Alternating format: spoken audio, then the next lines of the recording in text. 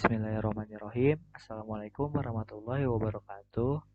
Perkenalkan, nama saya Suken Ahmad Azhar dari Prodi Teknik Informatika dengan NPM 201843501680.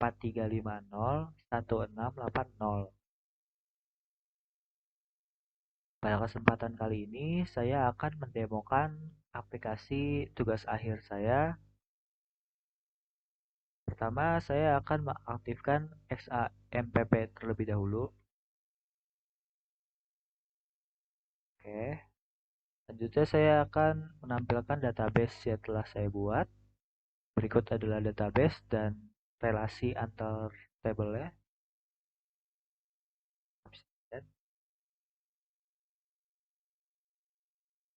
Oke, langsung saja kita menuju ke aplikasi.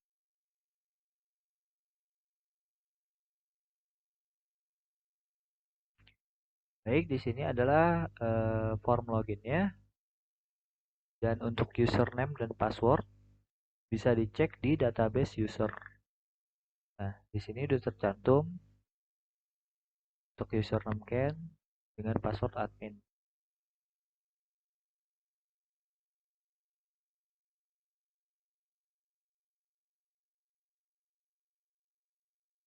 Oke, login berhasil. Inilah tampilan dari menu utama.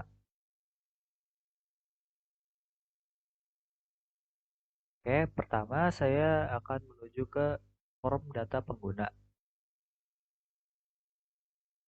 Saya akan menggunakan simpan.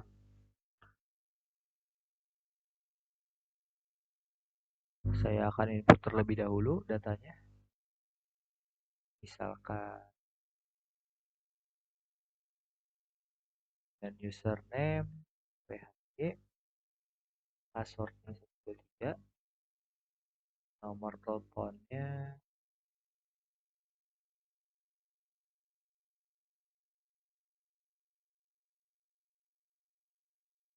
alamat Jakarta sebagai staff. Oke, saya simpan. Oke, data berhasil tersimpan ya. Nah, sekarang saya akan mencoba fitur reset. Di mana fitur reset ini akan mengkosongkan seluruh data yang ada di bagian sini. Kosongkan ya. Selanjutnya saya akan menggunakan fitur ubah, di mana saya akan mengubah passwordnya yang tadinya angka jadi huruf.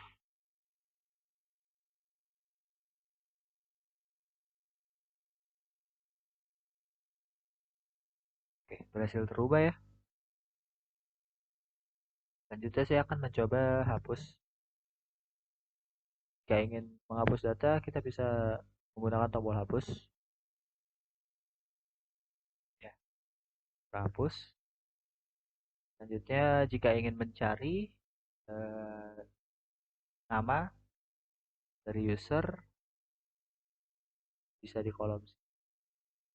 Lalu klik enter. Oke. Cari ya, namanya Kazaru. Yang staff tadi tereliminasi. Oke, selanjutnya ada form pelanggan. Di sini saya langsung aja akan menginputkan data pelanggan.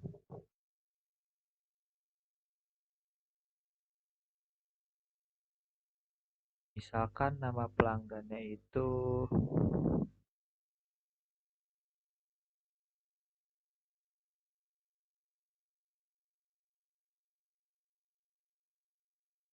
nomor telepon,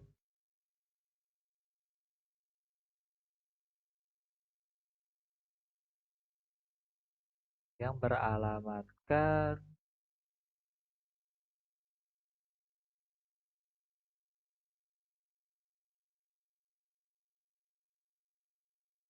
oke, ini hanya sebagai contoh ya. Saya akan simpan. Oke, tersimpan sesuai dengan apa yang baru saja input. Selanjutnya saya akan menggunakan fitur reset kosong. Dan jika ingin mengubah seperti biasa, klik tombol ubah. Akan tadi kota Bekasi. menjadi kota Jakarta.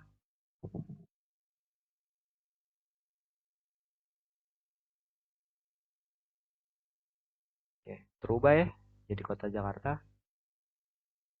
Selanjutnya saya akan menghapus data yang telah saya input. Jika ingin menghapus, maka tinggal klik tombol hapus. Data berhasil dihapus. Oke, terhapus ya. Oke, selanjutnya saya akan mencari nama pelanggan. Misalkan di sini saya akan mencari SMP Tunas Cemerlang.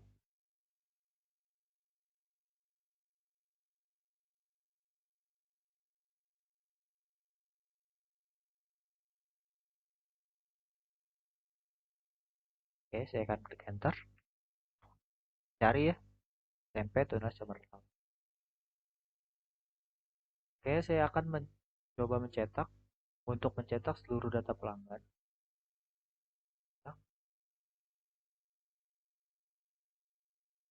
Nah, nah, kelihatan ya. Beginilah tampilan formatnya, format laporan pada laporan pelanggan.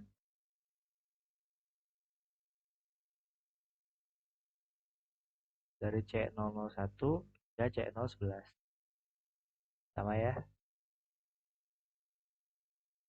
Selanjutnya, saya akan ke form pemasok.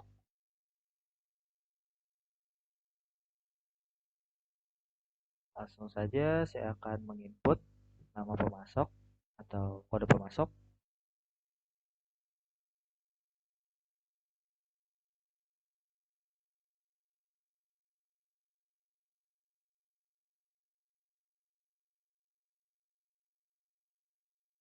Jadi, nomor telepon.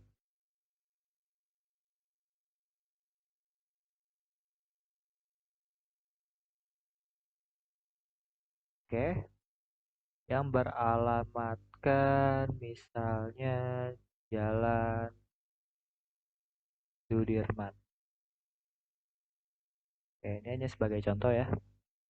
Saya akan simpan.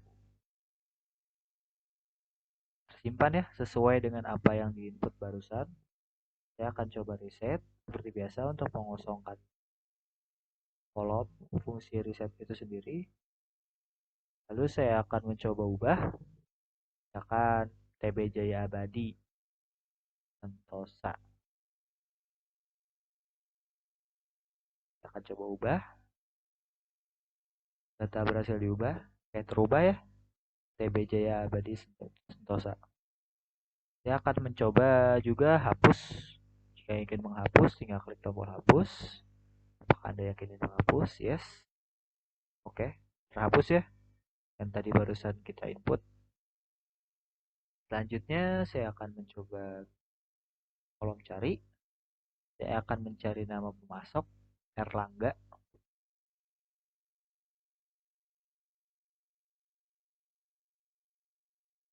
Oke, saya klik enter. Oke, tercari ya nama pemasok Erlangga. Sekarang saya akan mencoba mencetak laporan data pemasok. Oke, di sini sudah dicetak dari mulai S001 hingga S013. Laporan pemasok, beginilah tampilannya. Oke. Selanjutnya saya akan ke form data barang. Cukup banyak. Saya akan langsung input saja.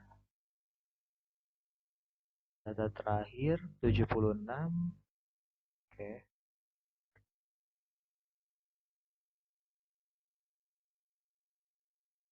Misalkan nama barangnya itu pas sebagai furniture. Gak usah pas deh. Meja. Meja kayu. Dan harga 50.000. Stoknya 5. Coba simpan ya. Oke. Tersimpan. BRG 077 meja kayu. Furniture dan sebagainya. Oke, selanjutnya jika ingin mengosongkan kolom bisa menggunakan tombol reset. Oke, jika ingin mengubah data, misal dari meja kayu menjadi meja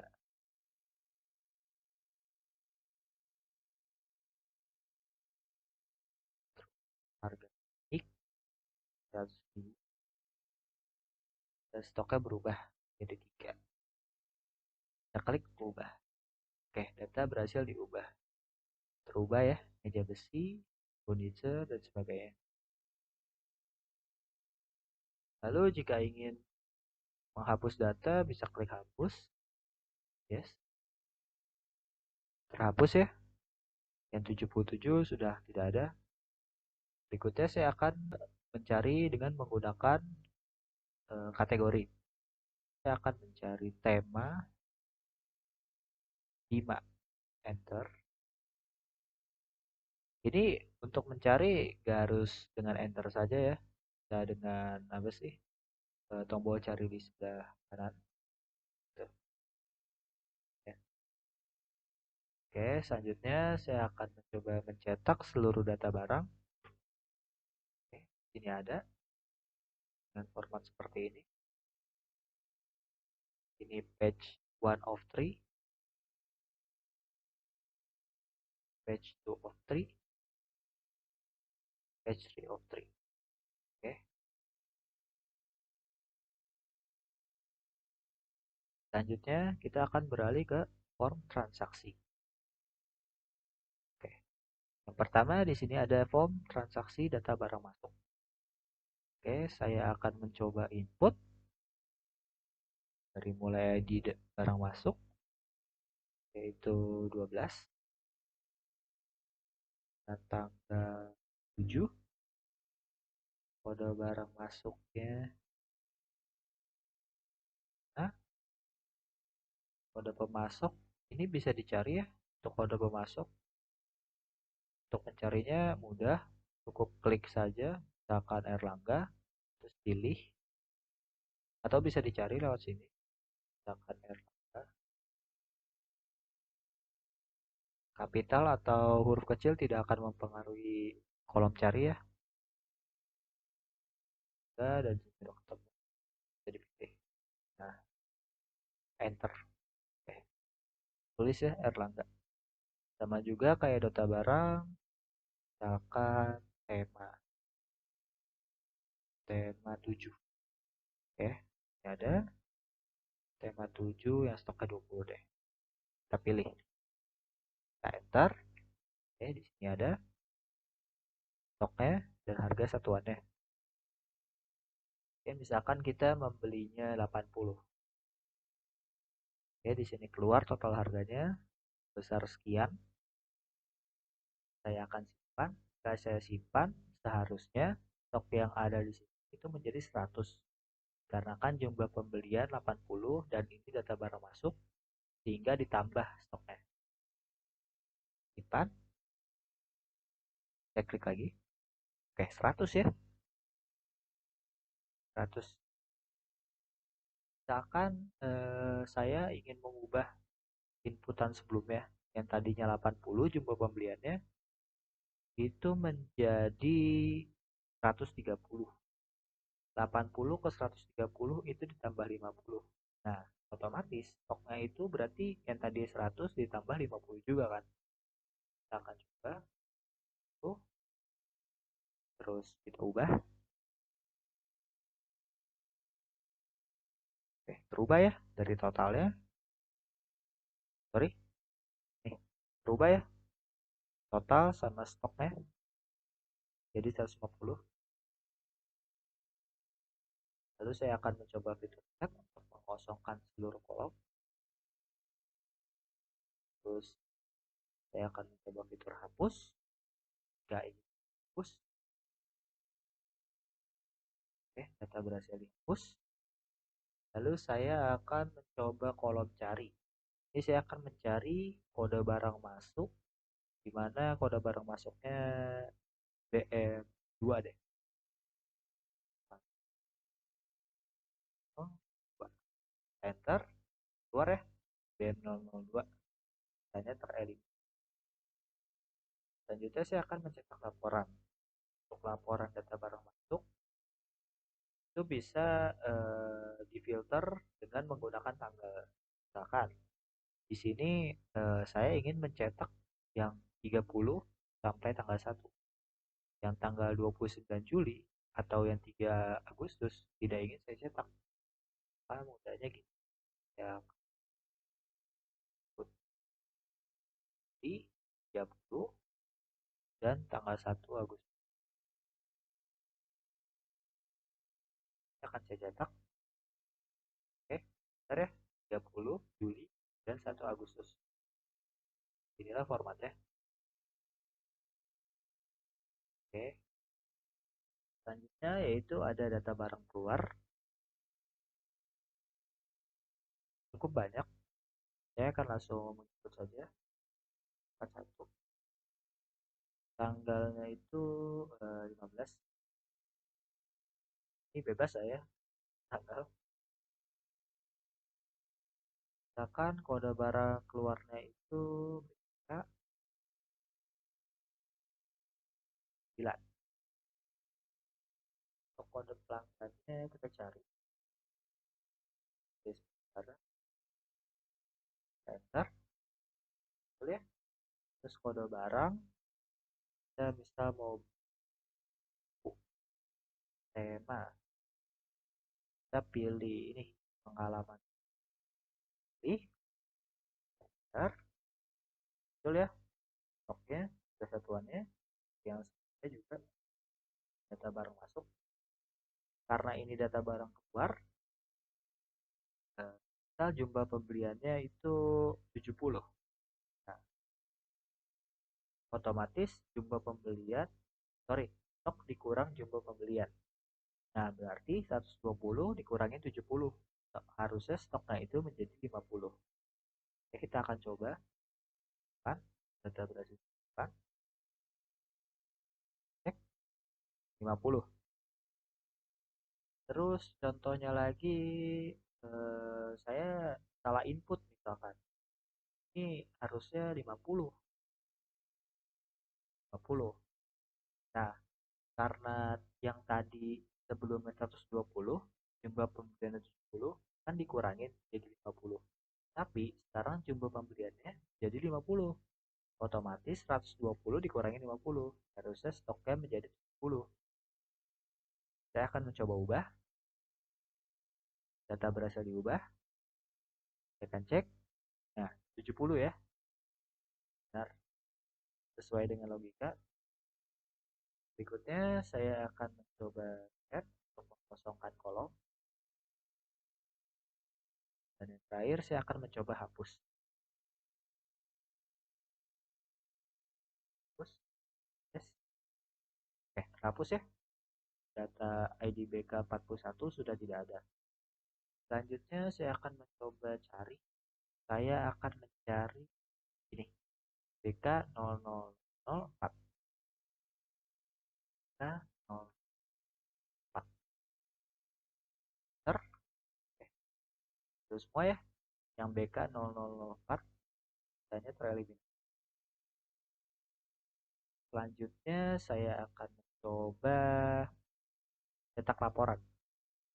Misalkan saya akan mencetak dari yang tanggal 3 sampai tanggal 7 saja.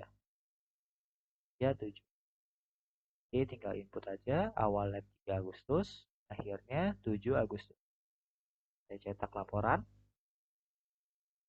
Benar ya? 3 Agustus sampai 7 Agustus.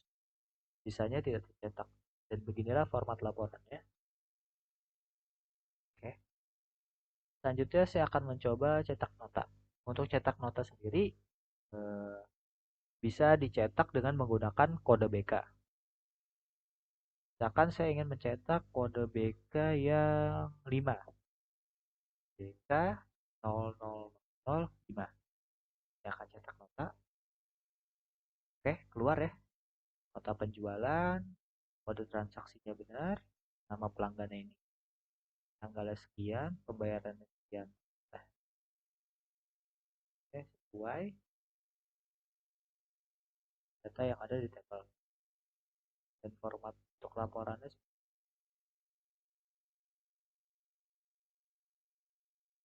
Selanjutnya yang terakhir itu ada algoritma a priori. Nah, untuk a priori sendiri ini ada namanya tentukan minimum support. Untuk lebih jelasnya kita langsung masukin aja misalnya angka 2. Nah, jadi yang dimuncul analisis ini cuman barang yang dari keseluruhan transaksi itu dibeli 2 atau lebih. Kita coba. Oke. Nah, dari awal. Saatnya adalah minimum support yang kita ketik 2 angka tadi. Nah, terus untuk pengertiannya, maksudnya transaksi 1, item ke 1 dengan kode barang 27 dan seterusnya. Untuk membuktikannya, saya akan mencoba ke barang keluar, transaksi ke 1, ini kode BK, terus ini kode barangnya 27, benar? Tadi yang item ke satunya 27 dan seterusnya. Coba ke a priori lagi. Sesuai ya dengan apa yang ada di tabel barang keluar. Selanjutnya saya akan menjelaskan ini. Kode barang 39 itu telah terjual 2 kali dalam 9 transaksi. Sorry, 8 transaksi. Oke. Nah, jadi dari 8 transaksi ini, yang paling laku itu adalah 30 kode barang 36, yaitu sebanyak 5 kali telah terjual. Nah, selanjutnya ada kombinasi item. Nah, ini dia maksudnya ini adalah kode barang 37 dan 38 itu telah terjual bersamaan sebanyak 2 kali. Sebagai buktinya satu kali di 2 kali ya. Oke. Nah, fungsi dari ini itu apa sih? Nah, benar ya, fungsi ini tuh bisa dipakai dalam strategi bisnis atau strategi pemasaran di dalam perusahaan. Contohnya seperti manajemen stok. Kan sudah ketahuan nih, barang yang sering laku itu kode barang 36. Nah, untuk menghindari kehabisan stok ketika pelanggan memesan, kita bisa terus mengadakan barang yang paling laku atau paling sering terjual yang sangat diminati pelanggan. Nah, selanjutnya untuk kombinasi item, misalkan kita kan mengetahui nih pola pembelian pelanggan. Ketika pelanggan membeli A, itu dia akan membeli B. Istilahnya sepaket. Contoh kata, ketika membeli pensil, akan membeli buku. Nah, tiap misalkan dari 10 pelanggan itu membeli pensil dan buku. Nah, ketika ada pelanggan yang membeli pensilnya doang, kita bisa menawarkan bahwa sebelumnya ke 10 pelanggan itu membeli pensil dan buku. Kita bisa menawarkan buku kepada pelanggan tersebut. Juga akan meningkatkan keuangan perusahaan.